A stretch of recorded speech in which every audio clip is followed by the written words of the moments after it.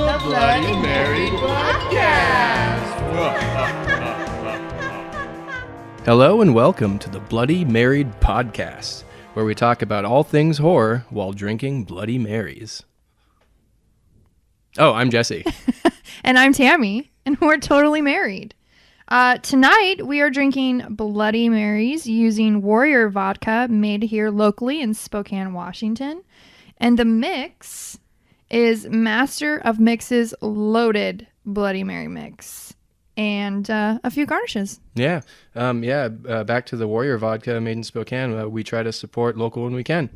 I think it'd be cool in the future if we make our own mixes or pickle our own ingredients like asparagus and pickles and eyeballs and fingers and toes, maybe even dicks. Ooh, pickled dicks. Pickled dicks in our Bloody Marys. Pickled dicks with our Bloody Marys. Welcome to our podcast. Hi. And another thing too, this is not a spoiler-free podcast. We're going to talk about things. We're just going to talk about everything. We're going to end up spoiling things all the time. So. Right. So if you don't like spoilers, then you should probably not listen. Yeah. Just get out of here. Leave. Or stay. Please stay, because we would like it if you listen. I mean, totally stay. Yeah. I guess we could hit on a few things that we have going on in our little world of horror. I have some short films coming up soon, or we do, from the production company.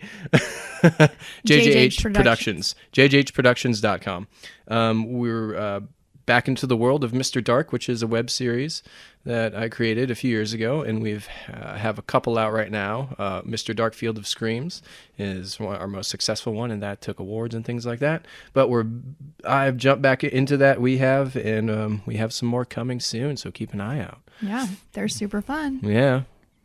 And so in 2019 came and went, and it did.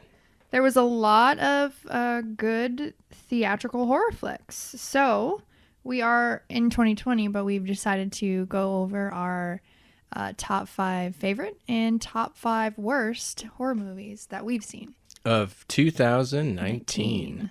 Yeah, and there were some good ones and some really shitty ones this year.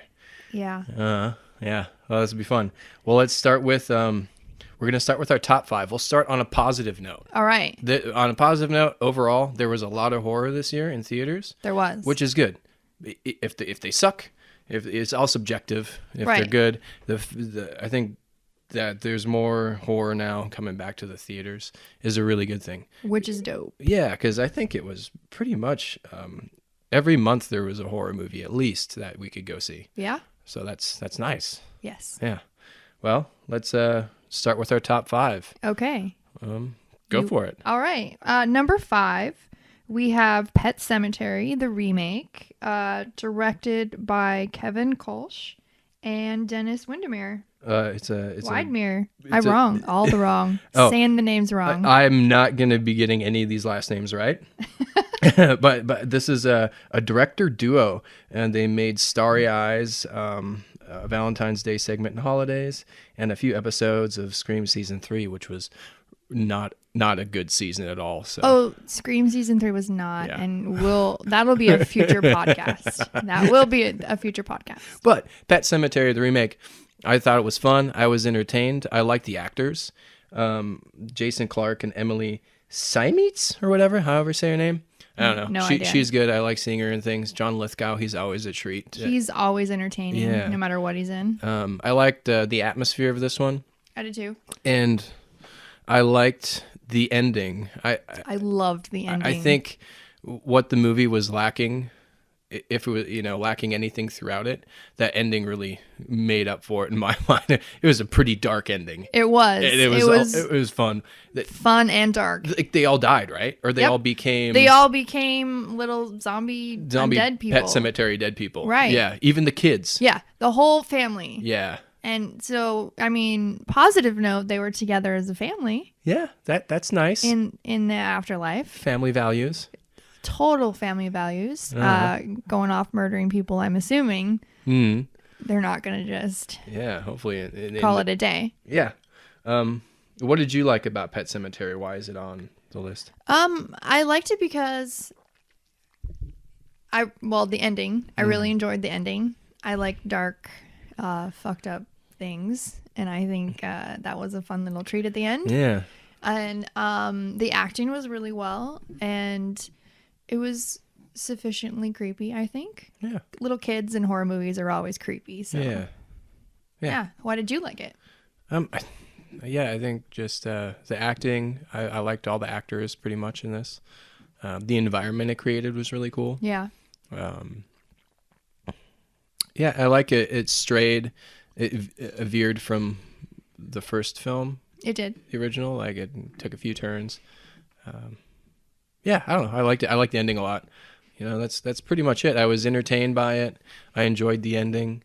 It was a entertaining horror film to see in the theater. It was. Yeah.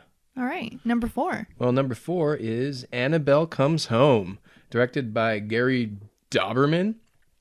He's a first-time director, I found out when looking this up. Really? But he wrote like a lot of the Conjuring World movies. He wrote, I think, all the Annabelles, and he wrote the screenplay for It and It 2. Really? So this was his first time directing one of them. All right. And I think he did a pretty good job. I think he did a great job. I really like that universe they created, and they're really good at creepy. Yeah. And I really enjoy creepy. Yeah, I think for the most part, this one, you know, a few of those Conjuring World movies are misses, you know, for sure. A couple of them. Like The Nun. The Nun wasn't my favorite. Yeah, but this one, I think, and this is where a lot of horror films, I think, succeed, is they pretty much kept it in one location. Right, just the house. Like a lot of it the room. took place in that house, which is pretty cool. And the kids, the younger actors did a good job. Actresses. Oh, yeah. All the ladies in that did a great job. And then I like that Vera Farmiga and Patrick Wilson, they had small parts in it. Right. Yeah, which was neat. It was cool for them to come and in at the end. And, well, I think they were beginning, at the beginning and the end. In the end, yeah. No, I really enjoyed. I like generally I like all the Annabelle movies. One of the Annabelle movies was on my favorite. Your favorite horror movies of all time. So yeah, and the women kicking butt, the girls. Yeah. That was good to see. Yeah. Yeah. For sure. Why did you like it? Same thing. Yeah. The acting, directing, atmosphere. Yeah. I like the world. It was creepy. I'm a sucker for those single location films, so that worked for me. Yeah. All right. So number 3. Ooh, number 3. Scary stories to tell in the dark. Ah! So that is directed by... Yeah, we're just going to say Andre. And good old Andre. Good old Andre. And he also directed Troll Hunter and The Autopsy of Jane Doe, which was also a really great movie. Yeah. Emil Hirsch and that older actor's name, I cannot remember. Can't remember his name, but yes. Good. Very good. Anyways, and it is starring Zoe Colletti, Michael Garza, and Dean Norris, among others. If you grew up when we grew up in the 80s, oh yeah, Scary Stories to Tell in the Dark. I mean, those are fun books to read. I have them. Yeah, I think we have about 3 sets of them in our home. We both actually we both came with those. As I remember, I got mine when I was in grade school, when they had, I don't know if they still have it, the Scholastic book thing where you get the Scholastic book thing was awesome. You get the pamphlet and then you like check off the books you want, and then your parents pay for it, and then like maybe a month later they're on your desk when you come to school. Right. And it was like all these like kid books, and then Scary Stories to Tell in the Dark is on the list. Yep. So thinking back is it's fun. That's super fun. And I think they did a really, really great job bringing that book and those stories to life. They were gross with the spider. Yeah. The scarecrow. Like, it was just really... It was great. It was creepy. It brought the imagination that I had when I was growing up reading them to life, and that's pretty awesome. Yeah. Yeah. I like they did a really good job with the prosthetics of the creatures. Oh yeah. And I think it was cool that they told a new story inside of those stories. Like, they just didn't do the scary stories that were in the book, but they wrote something new for the through story about the young girl. Yeah. Oh, right. And then hopefully at number 2, I think they set it up for a sequel. Mm-hmm. So... Yeah, and that one had a good environment. I like that it was set in the 60s. That was fun. That was fun. Time capsule pieces are cool. I love time capsule pieces. Yeah. Yeah. No, I liked it. There was that scene where the bigger lady kept appearing in hallways. Oh, right. And closer and closer and closer. That was creepy. That was creepy. I like that. They did a great job on that. The whole thing was great, but it was definitely bringing the artwork to life. Yeah. And it was pretty great. Yeah. Cool. Let's move on to number 2, which was for the top 2. I had to defer to my wife to pick the order because I think they're both equal. But anyways, number 2 was Crawl. Really great film. I really enjoyed it. It's one of my favorite ones of the year. Yeah, it's brain fart. Right. Directed by Alexander Aja. I don't know how you say his last name, but he directed High Tension, Hills Have Eyes remake, Mirrors, Horns. He's a really fun horror director. And this one leaned more into the kind of thriller survivalist aspect of a horror movie. Right. But it was still really good. Our dog is upstairs barking, trying to get in right now. So let's just continue on. Hopefully don't hear him. Anyways, Crawl. It makes sense because there's a dog in the movie and our dog's up there barking. Right. Yeah. There could be alligators upstairs. Who knows? I really was pleasantly surprised by Crawl. When you're like, I really want to see this. I'm like, great. An alligator movie. Cool. And I thought, I didn't really know anything about it. And I thought that it was probably, I had anticipated some like mutated Lake Placid. Lake Placid Sharknado type scenario. And it wasn't. But it was pretty like, I suppose if you live in that region, that could actually happen. Yeah. No. And the tension was great. It rose really well with the, like you were saying earlier, the water level. And the dog survived. Like there was a lot of tension for the poor puppy. I'm glad the dog got eaten, but he did not. Yeah, and the dog's real name is Soso. It's spelled PSO in real life. He played Sugar. This movie was really cool, and this is also an example of a relatively contained film. The majority of it takes place in a house. Right. And like it starts in the basement and the terror rises as the water rises. Yeah. And really strong performances by Kaya Scodelario. Is that how you say her last name? Sure. We'll go with that. And good old Barry Pepper. Barry Pepper popped in. Like, I don't know what he does, but I don't see him in much. And every now and then he'll just pop in and do something. But he did a really good job. They did really well together. I liked the simplistic storytelling. Oh, yeah. It was very effective. All the things that she learned in life about swimming, she used it here. That's where her whole life training for swimming and trying to get that medal and chasing that gold. Actually, I mean, if we're talking universe reason, for that reason. Yeah, it wasn't. She thought, if I'm not mistaken, she thought she was a failure for like not winning things or something. Right, I think so. But she was actually, like you said, universally she trained to survive this and to like save her father and to save the dog and to live and to reform the broken connection between her and her dad too, I think. Right. Was the main thing in that. And there's some really cool gore and some cool kills. There is some great kills and some gore in there. They did a good job with the alligators too, digitized. They didn't look too phony. It was really, I was extremely pleasantly surprised when we left that movie. Yeah. And I hope that actress does more horror. I hope she does too. So, what's our number one? All right, our number one horror film of the year. Drum roll. Cheers! So, here we got cheer for it. Yeah. Cheers! Number one horror film of the year. So our number one is Ready or Not. Ready or Not.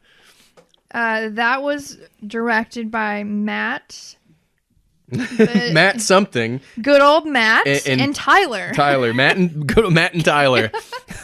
Dudes down the street. They directed Devil's Due, Southbound, segment of VHS, and kind of a bunch of short films. This is the biggest thing they've done.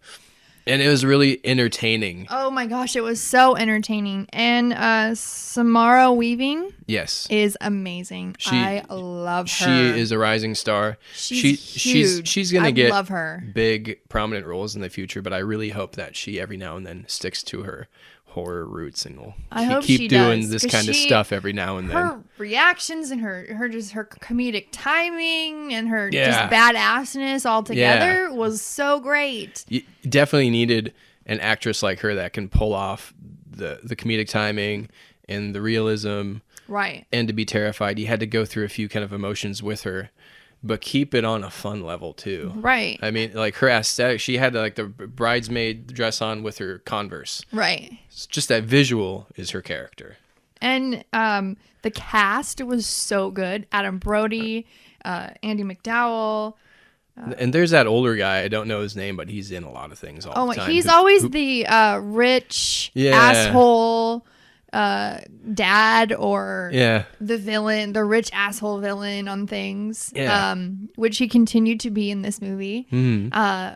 It was so great. It was funny. I love the premise of like, they have to play this game and she's like, hide and seek. Okay. Yeah. And then him not telling her like, hey, they have to kill you and hey, this sacrifice you so our family can go on. But you agreed to marry me. Fuck you, dude. Right. Like I think he did say, well, you did agree to marry me. Yeah. Well, I agreed to marry you because I loved you. You clearly left out the part where your family was going to murder and sacrifice me, or there could be a possibility. There's a possibility of it, and he was just hoping that it didn't happen. Right. Yeah. He was just hoping that it didn't happen. Although I think, but then if I remember correctly, like the brothers and sisters, their spouses, it didn't come up. So I would be thinking, in a game of odds, the odds are pretty good that she was going to be sacrificed. Yeah, totally. So our dog keeps barking. He wants to be down here mingling. Maybe we should just let him. We'll see. We'll see what happens.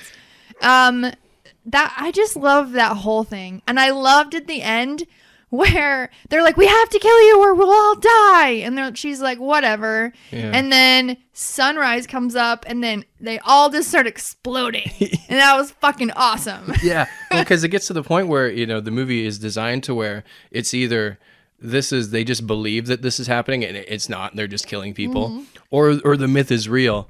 And then they get to the end and then suddenly like she just gets hit with a whole bunch of blood. And then as an audience member, you're like, well, what the fuck just happened? And then you see another person's head explode. The heads are just exploding. Right. Everyone just because they didn't sacrifice her and dawn came. Right. And the curse was real. And at the end of it, she's just covered in blood, sitting on the steps, smoking a cigarette, if I'm not mistaken. Right. While the police are coming, like, have fun telling that story. Right. I want to know how you explain the bodies combusting, you covered in blood and dirt and mud, and she's got probably some broken bones. Yeah. Like, how do you explain that? Yeah. Well, it was on her wedding night, nonetheless. Like, how do you explain? And they're rich and prominent game makers, so was she the only one to live? Yeah, because everyone else all the maids and stuff kept getting killed off on accident. That's where my brain, like, I loved it. In the end, then my brain's like, how the fuck is she gonna explain this? Yeah, well, I mean, are they really gonna think that she just murdered all of those people in the house? I think there'd be enough evidence inside that house to recognize some kind of foul play went on. Right. Yeah. But no, isn't she? They got married, so it's hers. All of it's there. Yeah. Well, that's another layer. Did she kill them all for the money? But then how do you make an entire family just combust? Yeah. Because they literally just combusted. Yeah. So. But it was a good movie. Another case of one location, and they pulled it off really well. Yeah. It was constructed well, and it didn't go too long. I think a lot of good horror movies, they don't have a long run time. Like keep it at the 1.5 hour mark. But yeah, those are our top 5 horror movies of the year.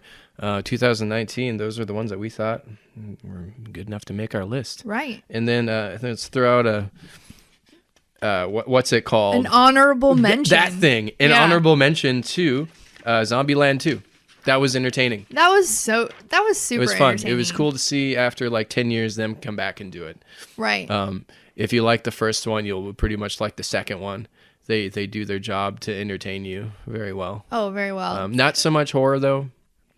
There were zombies in it, but it was more of just it was a road trip movie about a family.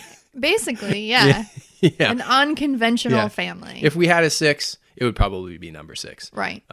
But yeah, let's get on to like the meat, our worst films of the year. Okay. What's number 5, wife of mine? Well, husband of mine. Our number 5 is actually It Too. Yep.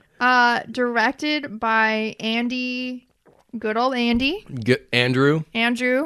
Mr. Drew. Yes. Yep. And, starring Bill Skarsgård, Bill Hader, James McAvoy, Jessica Chastain. Mm-hmm.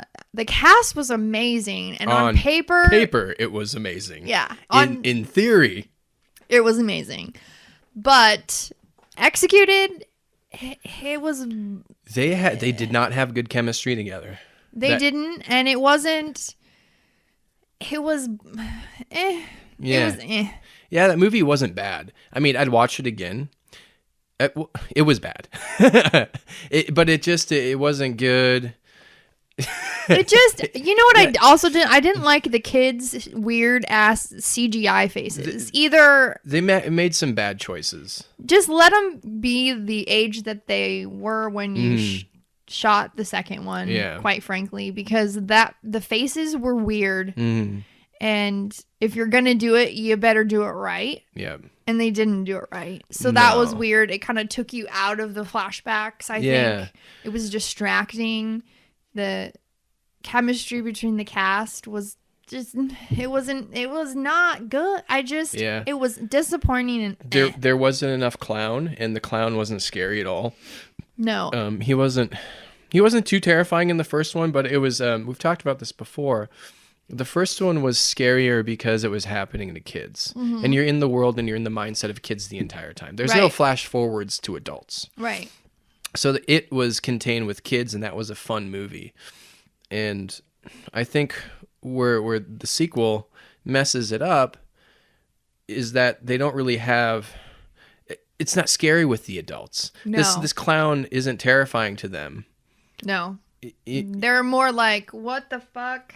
Is this once they remember? Yeah, like we gotta take care of him. Yeah, and I think the miniseries had the advantage, the original It, because it was one film, right? And so throughout the whole film, they're jumping from kids to adults, kids to adults, kids to adults, and it builds so scary. They can manage that scary tension, right, with a flow all the way through it. And this one, a lot of that was lost because it was predominantly all the adults, so there's not really any tension there. Right. Yeah.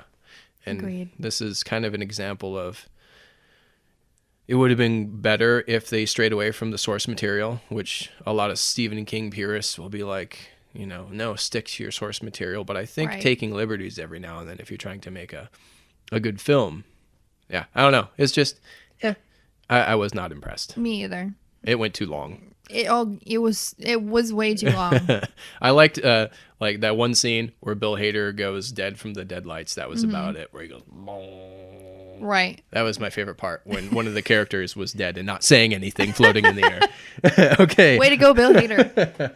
And we'll jump on to number 4, and 4 is Rob Zombie's 3 from Hell, which was just disappointing because... So disappointing. I am a Rob Zombie fan. I am also a Rob Zombie fan. I love his movies up until recently. Right. And I love Devil's Rejects. I love House of a Thousand Corpses. Devil's Rejects, I think, is his best film. The characters, what he did with that were amazing. And 3 from Hell just dropped the ball in every aspect. They went in the wrong direction. The characters weren't funny. They weren't fun. They weren't entertaining. The story was stupid. Yeah, I didn't.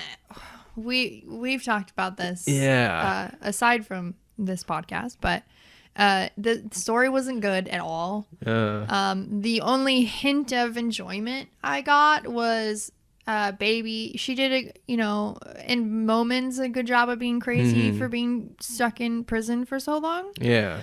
But otherwise, not the weird clown that came to the door. What the why was that? It was just to include a clown because Sid Haig passed away and he couldn't be in it, probably. Right, but why? Yeah. Why? That movie was a big why. I think that kind of sums up the movie is why. Like, why did you make it? Right. I mean, you have this huge fan base, and there's a lot of Rob Zombie purists that are say, it was a good movie. And I give him credit for, I think he made it relatively on his own without like studio interference and stuff like that. Right. Which I understand that, having creative control. But I do believe that Rob Zombie's at a place now where he might benefit from having some studio interference and some studio money and maybe a script supervisor. Yeah, I just there's so many better ways they could have. 3 from Hell. There's so many ideas. You could go the route where 3 from Hell, where they're actually from hell, because in Devil's Rejects you see them die, they get shot, and then so in this they just they're fine, they had surgery and they lived and now they're in jail, they got out, now they're just on the run. That's not fun. Because there was no story. Right. And then you had that one dude that you don't like. Yeah. I mean, as a brother that no one knew about. Whatever. Yeah. He just showed up to fill in.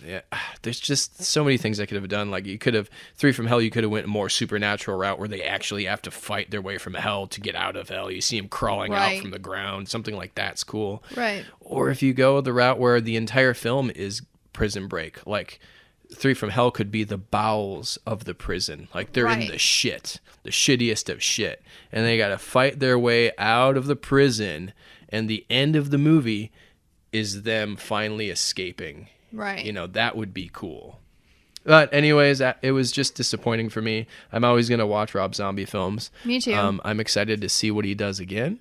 Hopefully his next movie is better. I hope so. Yeah. Yeah. What's all right, our number 3 is Ma.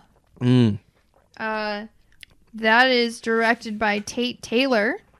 Who has directed... this is great. Who has directed The Help. The Help. Get on Up. And Girl on the Train. None of those are a horror genre. And so that's... Okay. And it was... I hated this movie. I hated this movie so hard. This movie just sucks. Because for the I have a teenage son, and I have a teenage stepson. Correct. So I think it's the same person. Holy shit.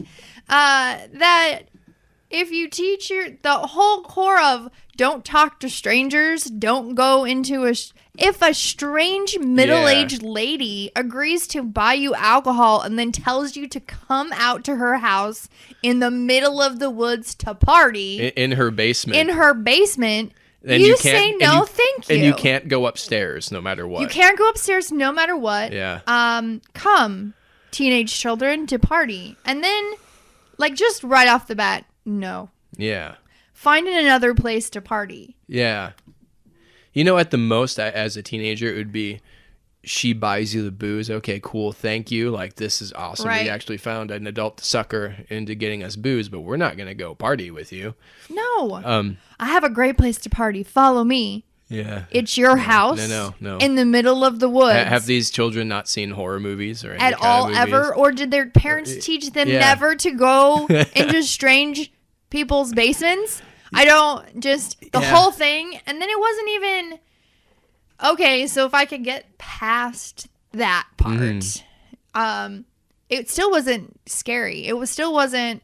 The worst she did was sew she girl's sewed mouth someone's mouth shut. That's it. And painted a kid white. I can't remember what else happened. was pretty much it. But didn't she, I can't remember. Didn't she kill her mom or something? When there's something upstairs? No, she had a daughter. She killed one of Luke Evans, so her whole basis of she wanted to get revenge. She was picked on when she was a kid. I believe there was some in the dark blowjob action that turned humiliating for her. And so she basically stalked the children of the people that did that to her and then killed the one. I don't know. It wasn't bad. Good. It wasn't. All of it was bad. It wasn't entertaining. It just was extremely irritating and frustrating the entire time I watched it. And I was really happy it was over. The trailer made the movie look like it was going to be something different. It was a good example. That had a really good trailer, I think. Right. And then the movie was just awful. Mm-hmm. Yeah. I didn't like it. So let's jump on to another one that was tricky for me to not put at one, but one is, we'll get to one, but two, and this is going to be a controversial one too. A lot of people enjoy this movie. A lot of people think it's a masterpiece. Right. A lot of people think this director is amazing. I don't think any of the above are true. Number two is Midsummer.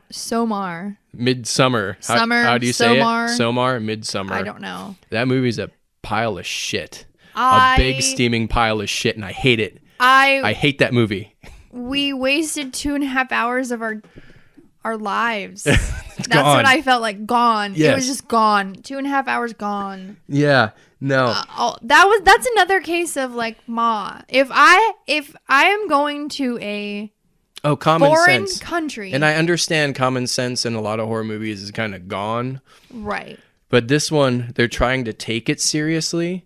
So I should take your characters seriously, and your characters are making the terrible. They're dumb. They're stupid. Well, they have zero common sense. If I'm flying, no sense of survivalness. Nothing. None. If I'm flying to Sweden, and before I can get on this compound, commune, village, cult, whatever you call it, before they will even let me enter the grounds of said village, I have to take mushrooms and trip balls.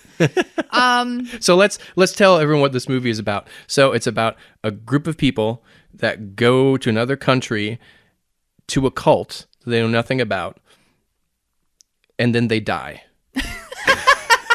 Yes, that sums it all up.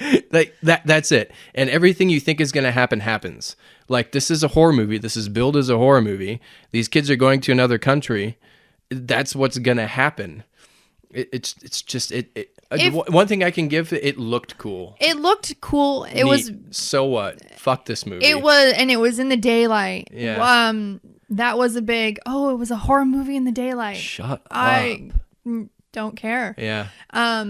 If they would have looked at the walls on all of the buildings, on all of them, they had pictures of what the fuck would have was going to happen to them if they would have paid an ounce of attention. I know. The only one I give, so the girl, I get it. Her mom, her parents are dead. Her sister committed murder-suicide with her parents. She is hanging on to sanity by a thread. So I get her being checked out. Mm-hmm. And then they're just drugging you the whole entire time you're there. So, like, her, I get. Yeah. As far as, like, just what I don't know. I think she was trying to hold on to that shitty boyfriend that she had. But it was just all, I did not like it. No. I get why people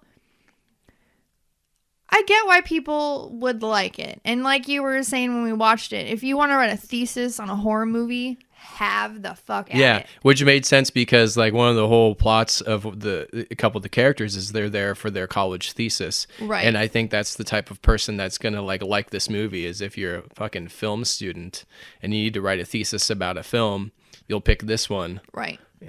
Yeah. I did enjoy, they do good gore. Their team does good gore. Great gore team. But to what end? Yeah, it was... Yeah. Why is there a bear in the middle of the compound? Oh, don't worry about it. It's just a bear.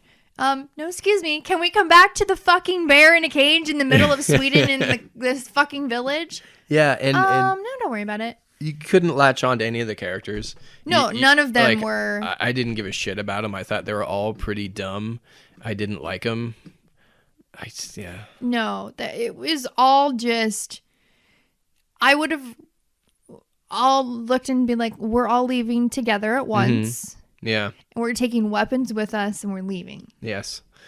But I also would be like, I have to take mushrooms before I can walk in here? No, thanks. Yeah. Because I'm not in the best mental state, and I don't think that I should be taking mushrooms and having a fucking trip. Yeah. That's not going to end well for my brain. Yeah. No, thank you. It's not a good... I didn't like it. It's not a good movie. Yeah. I don't recommend you see it. I think this director is the new... Okay. The new M. Night Shyamalan. Yeah. You either like it or you don't. Yeah, where this is The Village. This director's The Village, where people could like it or they don't. Well, and I liked the other one. Hereditary was great. Hereditary was fine. I enjoyed that one. I liked the actors. Like it was constructed well, and I think this one was a miss for me. Agreed. I'll be hesitant to watch another one of this guy's movies. Agreed. Especially if it's 2.5 hours long. Yeah, shave an hour off if you're going to tell a story like this. God damn it. Fuck. Okay. You're not What's our number one? You're not The Shining, Midsummer. You're not The Shining. Get over yourself. All right. And number one is The Dead Don't Die. Fuck this movie hard. I love how much you hate this movie. I hated this movie so bad because they just made it because he could. And that people would go see it because there's big names in it. Bill Murray, this movie Adam Driver. is a waste of time. It's a waste of fucking time. And also, it pisses me off on so many levels. Like, I was so, like, I don't even think we finished it. We turned it off, did we not? No, I finished it. I walked away. I think you checked out mentally. You're like, I'm going to go over here. And you came back. You popped in here and there. I couldn't do it. I had Because to tell they were you the literally ending. like, oh, why did you say that? I said it because the script told me to say it. Yeah, okay. Fuck you. So The Dead Don't Die is a zombie movie, all right? So it's a small town. Zombies start happening, and Bill Murray, Adam Driver, and Chloe Sevigny are the cops. So you expect a fun little horror comedy. Well, you have talent like Bill Murray, Adam Driver, Chloe Sevigny, Tilda Swinton, Steve Buscemi, Danny Glover, Huge. Iggy Pop. Huge talent. Who there was Tom Waits. You had like it was like this director pulled together all of his friends and like let's just get money for this and make it and just hang out. I feel like is what it wasn't funny. And people are going to buy tickets just because your names are in it and I'm going to make money. Ha ha ha. Fuck all of you people for paying however much you paid for a ticket or to rent this motherfucking movie. I know. This is one where I want my money back. Yes. Like for these other ones, I get it. You got my rent money. You got my rental fee. You got my rent money. Holy shit, where did you go to see that movie? You got my theater money. You got my Redbox money. Whatever. I get it. But this one, I want my money back. I want my $2.50 from The Dead Don't Die back from renting it at Redbox. Yes. Jim Jarmusch, he's kind of an indie director. Is a prick. He's a fucking prick. High five. We just high fived if you're not watching.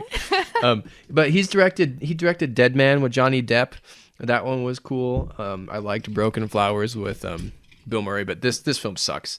It's a slap in the face to horror, I feel. It's a slap in the face to movies in general. As a viewer, you're trying to you want to entertain someone, and if you're advertising something like this, a horror comedy with zombies starring Bill Murray, like deliver. Don't be an independent weird director and be like, I gotcha. Haha, you paid to see this. Yeah. Fuck you. Yeah. So hard. There's scenes in it where Bill Murray and Adam Driver are sitting in their cop car, and when they're in their cop car throughout this entire film, they go meta, and there's like a conversation where Adam Driver says, this is going to end terribly, or something along those lines. And Bill Murray's like, well, how do you know? And then he's like, well, I read the script. I saw the ending. And Bill Murray's like, the director gave you the script? And he's like, yeah, I got the script. So it's so bizarre. And then a UFO shows up.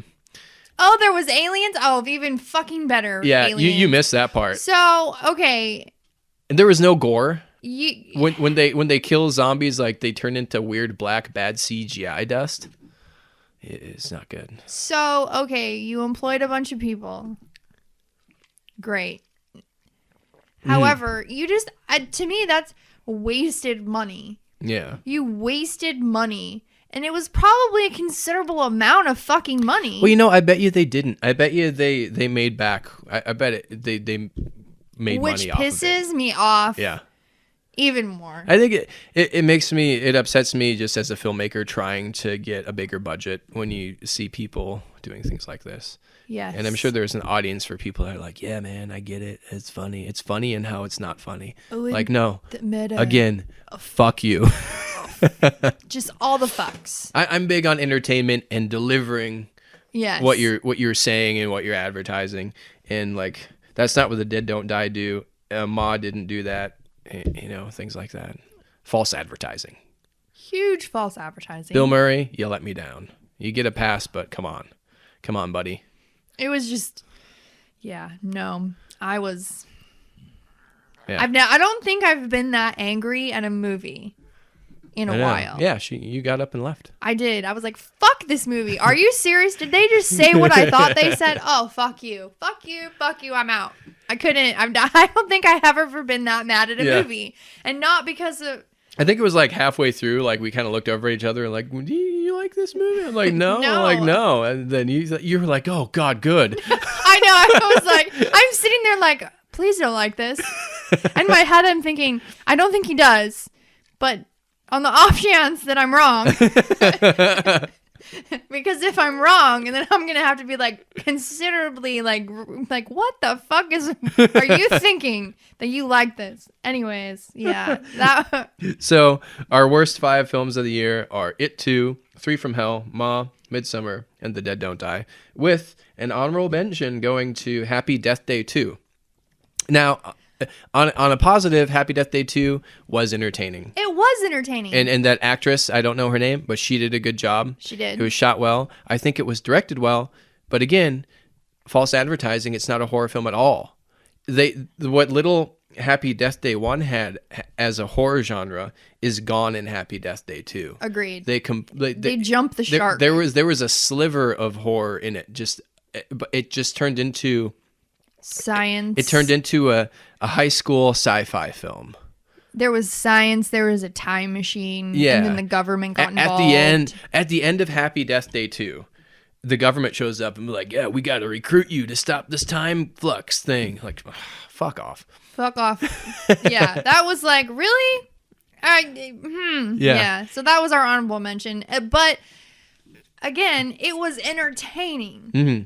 You still were entertained. Yes. It was funny. Mm-hmm. None of the top 5 were entertaining. No. Entertainment goes a long way. It does. And that's why they're movies. They're supposed to entertain you. They are. Yeah. I mean, entertain you and sometimes make you think, but... Yeah, but even though there are all these worst... not all these shitty horror films this year, it's good that there are more horror films in the theater now. There is. And that there's movies for us to put on a list to talk about that are, bad. Agreed. And what we were talking about the other day is all of our top 5, or most of our top 5, have really strong female characters. Yeah. The top 2, Crawl and Ready or Not, strong female leads. Huge strong female leads. With complex characters, not one note. Right. Oh, running, getting killed, which is cool. Those are good characters, but I'm really glad that strong female, and our number 3, Annabelle Comes Home. Those were all the main cast was all women, young women, young female actors that I think they overcame it together. So yeah, that's really cool. I know in my stuff I like to write some strong female characters, which is pretty awesome. Yeah, I think even Scary Stories to Tell in the Dark. Yeah, that was a strong little female character. It was. Pet Sematary had some. Yeah. or Midsummer had idiotic female characters. The Dead Don't Die had idiotic female characters. Ma really all of them had zero common sense and were idiots. None of them were strong. All of them were fucking morons. They also equally had idiotic and moronic male characters. Yes. That is very true. All of those was like, what the fuck? So if you haven't seen them, go see Crawl and Ready or Not for sure. Scary Stories to Tell in the Dark, Annabelle Come Home, and Pet Sematary. We recommend those. Yes, absolutely. Do not spend your money on Midsummer or The Dead Don't Die. Unless you're ready to write a thesis and you're all about, deep diving, theorizing on the colors and what this means and then talking whatever. The juxtaposition of relationships or what the fuck ever. I don't know. Well, yeah. So. All right. Yeah. Well, we should let's wrap this up. Cheers. Cheers. Let's hopefully 2020 we'll have more rad horror films. Oh, I hope so. Yeah. And to clarify, we didn't get to see all of the horror movies that came out in 2019. So I'm sure there may be other ones we're going to see, and then we'll be like, oh, man, that could have been on the list. Like I know we didn't see Dr. Sleep, and that made a bunch of lists. Right. So anyways, well, our Bloody Marys are dead, and so are we. Drink in moderation and enjoy life and death. And we'll catch you next time. This is Bloody Mary Podcast.